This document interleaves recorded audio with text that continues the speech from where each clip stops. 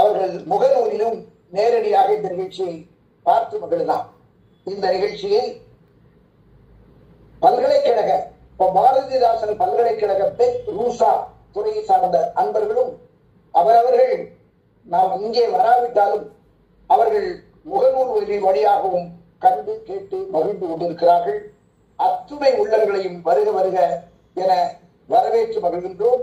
இப்பொழுது நாம் அனைவரும் ஆவலுடன் எதிர்நோக்கும் தலைமை உரையை கேட்டு மகிழ்வோம். இப்பொழுது பேராசிரியர் முனைவர் செல்வராணி செல்வம் அவர்களை தலைமை உரையை வழங்குமாறு அன்போடு அழைக்கிறோம். வாருங்கள். அனைவருக்கும் வணக்கம். மயிலை திருவள்ளுவர் தமிழ்ச்சங்கம், சென்னை, பெக்ரூசா, பாரதிதாசன் பல்கலைக்கழகம், ஆஸ்திரேலிய தமிழ் வளர்ச்சி மன்றம் இணைந்து நடத்தும் அறிவியல் அரங்கம் தொடர் நிகழ்ச்சி 132. இந்த நிகழ்வுக்கு வருகை தந்திருக்கும் பெருமக்கள் அனைவரையும் வணங்கி மகிழ்கின்றேன். இந்த நிகழ்வில் மிகவும் சிறப்பானதொரு தலைப்பு கொடுக்கப்பட்டுள்ளது. அதாவது மேலாண்மையில் நவீன யுத்திகள், மாடர்ன் டெக்னிக்ஸ் இன் மேனேஜ்மெண்ட். சிறப்பு விருந்தினர் டாக்டர் பி மேகநாதன் அவர்கள் இங்கு வருகை புரிந்திருக்கிறார்கள்.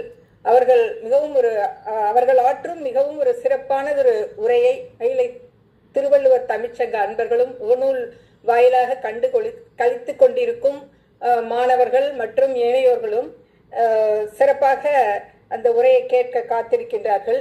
அதற்கான அந்த ஒரு இன்ட்ரோடக்ஷன் மாதிரி, ஒரு அறிமுகம் மாதிரி நான் ஒரு சின்ன ஒரு இன்ட்ரோடக்ஷன் கொடுத்து விட்டு அமரலாம் என்று நினைக்கின்றேன். இப்போ மாடர்ன் மேனேஜ்மெண்ட் டெக்னிக்ஸ், மேலாண்மை என்றாலே எல்லா துறைகளிலுமே இருக்கிறது. பிஸ்னஸ்ல தான் இல்லை, வீட்டில் தொடங்கி நாட்டில் வரைக்கும் எல்லா செக்மெண்ட்ஸ்லையும் இந்த மேலாண்மை என்பது அந்த காலத்திலிருந்தே இருக்கிறது. இப்பொழுது கொஞ்சம் இந்த மாடர்ன் டெக்னிக்ஸ் எல்லாம் யூஸ் பண்ணி மேலாண்மை தத்துவங்கள் வகுக்கப்படுகின்றன. இந்த நவீன யுத்திகள், அதில் நிறைய இப்போ ஆர்டிஃபிஷியல் இன்டெலிஜென்ஸும் சேர்ந்துருக்குது. அதுக்கு முன்னாடியே இந்த ஸ்வாட் அனாலிசிஸ், மேலும் பல ஒரு டோட்டல் குவாலிட்டி மேனேஜ்மெண்ட், இதையெல்லாம் யூஸ் பண்ணி நிறைய பண்ணிட்டு இருந்தோம். பெஸ்ஸல் அனாலிசிஸ்னு கூட ஒன்று இருக்கிறது. அதாவது இந்த குளோபலைசேஷன் வந்த பிறகு, அதாவது உலகமயமாக்கல், டிஜிட்டல் மாற்றம் மற்றும் மனிதனை மையமாக கொண்ட தலைமைத்துவம், அதாவது ஹியூமன் சென்ட்ரல் லீடர்ஷிப், இதன கவனம் காரணமாக நவீன மேலாண்மை நுட்பங்கள் கணிசமாக வளர்ச்சி அடைந்துள்ளன. இந்த நுட்பங்கள் உற்பத்தி திறன், முடிவெடுத்தல் மற்றும் பணியாளர் ஈடுபாட்டை மேம்படுத்த பல தொழில்நுட்பம், உளவியல் சார்ந்த தரவு மற்றும் புதுமைகளை புகுத்துதல், அதாவது தொழில்நுட்பம்னா டெக்னாலஜி, சைக்காலஜி, டேட்டா, இன்னோவேஷன்ஸ், இதெல்லாம் எப்படி புகுத்தலாம் அப்படின்றதுக்கு நிறைய டூல்ஸு. அந்த டூல்ஸை பல்வேறு டெக்னிக்ஸ் கொண்டு, அனாலிசிஸ் கொண்டு ஆய்வறிந்து அந்த ஒரு உற்பத்தியை பெருக்குவதற்கும் நல்ல ஒரு ஹியூமன் கேபிட்டல் கொடுப்பதற்கு, சிறந்த பணியாளர்களை தேர்வு செய்தல் மற்றும் மற்றபடி இந்த விற்பனை செக்டர்னு பார்த்தா அட்வர்டைஸ்மெண்ட், இதுக்கெல்லாம் எப்படிப்பட்ட சிறந்த காரணிகளை தேர்ந்தெடுப்பது அப்படின்றதுக்கெல்லாம் இந்த நவீன யுத்திகளை பயன்படுத்தி தற்போது செயல்பட்டு கொண்டு இருக்கின்றார்கள். இப்போ இந்த மாடர்ன் டெக்னிக்ஸ்னு பார்த்தோம்னா ஸ்ட்ராட்டஜிக் அண்ட் ஆர்கனைசேஷனல் டெக்னாலஜி அப்படின்னு இருக்குது. அதில் நம்ம பார்த்தோன்னா பேலன்ஸ் ஸ்கோர் கார்டு இருக்குது, பெஞ்ச் மார்க்கிங்னு சொல்லுவாங்க. அதாவது எப்படி அந்த இம்ப்ரூவ்டு ஏரியாஸ், ஒரு இப்போ ஃபார் எக்ஸாம்பிள் ஒரு கார்ப்பரேட் செக்டரில் என்னென்ன இடங்கள்ல இம்ப்ரூவ்மெண்ட் நடந்திருக்கு, என்னென்ன இடங்கள்ல குறைவாக இருக்குது, அதெல்லாம் கண்டுபிடிச்சு அந்த இடத்துல சில மேம்பாடுகள் செய்யறது, கவனம் செலுத்துறது, அதுதான் இந்த பெஞ்ச் மார்க்கிங்னு சொல்றது. அடுத்தது இந்த ஸ்வாட் அனாலிசிஸ் அப்படின்னு சொல்லுவாங்க. நம்ம எல்லாருக்குமே தெரிஞ்சிருக்கும்.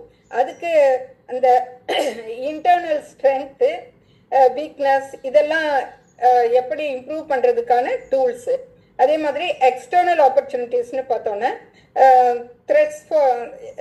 த்ரெட்ஸு, அப்புறம் ஆப்பர்ச்சுனிட்டிஸ் அண்ட் த்ரெட்ஸ், அதுக்கான மேலாண்மை எப்படி செய்வது என்பது பற்றி எல்லாம் அதற்கான அந்த டூல்ஸ்களை, அந்த கருவிகளை கண்டறிதல் தான் அந்த ஸ்வாட் அனாலிசிஸ்ன்றது. அடுத்தது நமக்கு எல்லாருக்குமே தெரியும் டோட்டல் குவாலிட்டி மேனேஜ்மெண்ட் என்று சொல்லுவோம். அதாவது தொடர்ந்து இம்ப்ரூவ்மெண்ட் அந்த உற்பத்தி செய்யும் பொருட்கள்ல இருக்குதா, அந்த உற்பத்தி செய்யும் முறைகள்ல இருக்குதா, அதே மாதிரி அந்த சர்வீசஸ் கான நுகர்வோர்களிடமிருந்து பெறப்படும் அந்த ஃபீட்பேக்ஸு அதெல்லாம் வச்சு எப்படி அந்த ஒரு கம்பெனியை இம்ப்ரூவ் பண்ண முடியும், உற்பத்தி திறனையோ விற்பனையோ எப்படி இம்ப்ரூவ் பண்ண முடியும், அதான் டோட்டல் குவாலிட்டி மேனேஜ்மெண்ட்ன்றது. ஃபுல் அந்த கம்பெனியோட முழு வளர்ச்சி, அதற்கான திறன்களை கண்டறிதல். அதே மாதிரி ஹியூமன் ரிசோர்ஸ் அண்ட் லீடர்ஷிப்னு சொல்வோம். அதாவது 360 டிகிரி ஃபீட்பேக் ஃப்ரம் அதாவது 360 டிகிரி ஃபீட்பேக் மீன்ஸ் அங்கே ஒர்க் பண்ணுற எல்லாத்தையுமே பியர்ஸ், சபார்டினேட், சூப்பர்வைசர்ஸ், அந்த மாதிரி ஒரு ஹோலிஸ்டிக் இவால்வேஷன் போடுவாங்க. தட் இஸ் அதுதான் அந்த 360 டிகிரி ஃபீட்பேக் வாங்குறது. இதை எல்லாமே இப்போ நவீன யுகத்தில் ஆர்டிஃபிஷியல் இன்டெலிஜென்ஸ் வச்சு பண்ணுறாங்க. ஆர்டிஃபிஷியல் இன்டெலிஜென்ஸ் அப்படின்னு வரும்பொழுது அதுவே எல்லாமே பண்ணிடுமா, ஆர்டிஃபிஷியல் இன்டெலிஜென்ஸை முழுதாக நம்ப முடியுமான்றதும் ஒரு பெரிய கேள்விக்குறி தான். ஃபார் எக்ஸாம்பிள் ஒரு அட்வர்டைஸ்மெண்ட் இருக்குது. இப்போ அந்த அட்வர்டைஸ்மெண்ட்ல எப்படின்னா ஒரு 100 வேரியபிள்ஸ் இருக்குதுன்னு வச்சுக்கோங்க. இப்போ நம்மளால ஒரு 10 வேரியபிளுக்கு மேலே நினைவு வைத்து அதை போட முடியாது. அந்த அனாலிசிஸ்லாம் அதுக்கு மேலேயே போடும். ஒரு 100 வேரியபிள்ஸ் இருக்குது.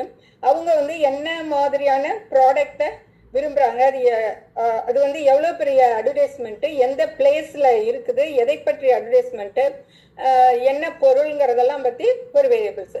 அதே மாதிரி அடுத்தது ஒரு யூசர்ஸ், அதில் ஒரு 100 வேரியபிள்ஸ் வச்சுக்குவோம். ஏஜு, அவங்களோட ஊர், அவங்களோட லைக்கிங், அவங்க என்ன மாதிரியான ட்ரெஸ் போடுறாங்க, கோடு, எந்த நாட்டை சேர்ந்தவங்க, அந்த மாதிரி ஒரு வேரியபிள் இருக்குது. அதுக்கான கார்லேஷன் அதை இப்போ ஏஐ வந்து ஒரு செகண்டில் போட்டுடும். ஈவன் வந்து அந்த ப்ரொஃபைலுக்கு இப்போ வாங்குறவங்க யூசர்ஸ் இருக்காங்கன்னு வச்சுக்கோங்களேன், அந்த ஒரு கார்லேஷனுக்கு அதுக்கு ஏற்றவாறு அதை மாற்றி அதே மாதிரி இன்னும் எவ்வளோ பேர் வாங்குறாங்கன்றதை மாற்றி அட்வர்டைஸ்மெண்ட்டு கொடுப்பாங்க. பட் இது வந்து அது வந்து ஒரு பின் பாயிண்டாக தான் பண்ணுது. ஒரு கண்டினியூஸ் அனாலிசிஸ் தான் இதில் பண்ண முடியுமே ஒழிய ஒரு டிஸ்க்ரீட்டாக ஒரு லாஜிக்கலாக ஏஐக்கு பண்ண தெரியாது. அதெல்லாம் வந்து ஹியூமன்ஸ் தான் பண்ண முடியும். ஸோ இந்த லாஜிக்கல் ப்ராசஸ், டிஸ்க்ரீட் ப்ராசஸ்ங்கும் போது நம்ம ஏஐயை முழுதாக நம்பிட முடியாது. பட் இது வந்து ஒரு ஸ்டாட்டிஸ்டிக்கல் ப்ராபபிலிட்டிங்கும் போது ஹியூமனை விட அது நல்லா ஒரு so many times. இப்போ 100ன்னு எக்ஸாம்பிள் சொன்னோம், ஈவன் அதை விட அதிகமான வேரியபிள்ஸ் கொடுத்தாங்க, 100 வச்சுக்கோமே, அந்த அளவுக்கு கூட அதால் பண்ண முடியும். ஸோ அந்த இடத்துல நம்ம ஏஐயை யூஸ் பண்ணலாம். அந்த மாதிரி தான் பண்ணிட்டு இருக்காங்க. பட் அந்த லாஜிக்கலாக டிஸ்க்ரீட்டாகும் போது அது வந்து ஹியூமன் தான் பண்ணி ஆகணும். ஸோ அதுக்கான மாடர்ன் டெக்னிக்ஸ் அதெல்லாம் யூஸ் பண்ணி நிறைய பல நிறுவனங்கள் செய்து கொண்டு இருக்கின்றார்கள். திருவள்ளுவர் சொல்றாரு, இதனால் இவன் முடிக்கும் என்றாய்ந்து அதனை அவன் கண் விடல். அது வந்து நம்ம மனிதர்கள் தான் அது மாதிரி பண்ண முடியும். தட் இஸ் இமோஷனல் இன்டெலிஜென்ஸ் எல்லாம் வந்து ஏஐ கிட்ட விட முடியாது. ஸோ இதெல்லாம் கன்சிடர் பண்ணி தான் பண்ணிட்டு இருக்காங்க. அப்புறம் அந்த 6 சிக்மா கம்பெனிஸ் அப்படின்னு சொல்லுவோம். 6 சிக்மா அளவுக்கு எப்படி அதை கொண்டு வரது, பொருள்களை நல்ல திறம் வாய்ந்ததாகனா 6 சிக்மா என்பதை விளக்குவதற்கு இப்போ 3.4 டிஃபெக்ட்ஸ் தான் இருக்கு. ஒரு மில்லியன் ஆப்பர்ச்சுனிட்டிஸ்ல அதுல மொத்தமே 3.4 டிஃபெக்ட்ஸ் தான் இருக்கும். அந்த மாதிரியான ஒரு ப்ராடக்ட்ஸை தயார் பண்றது தான் 6 சிக்மா என்று பேர். அதாவது ஒரு நம்ம இப்பயே வந்து நம்ம டாப் கிளாஸ் கம்பெனிஸ்னு பார்த்தோம்னாக்க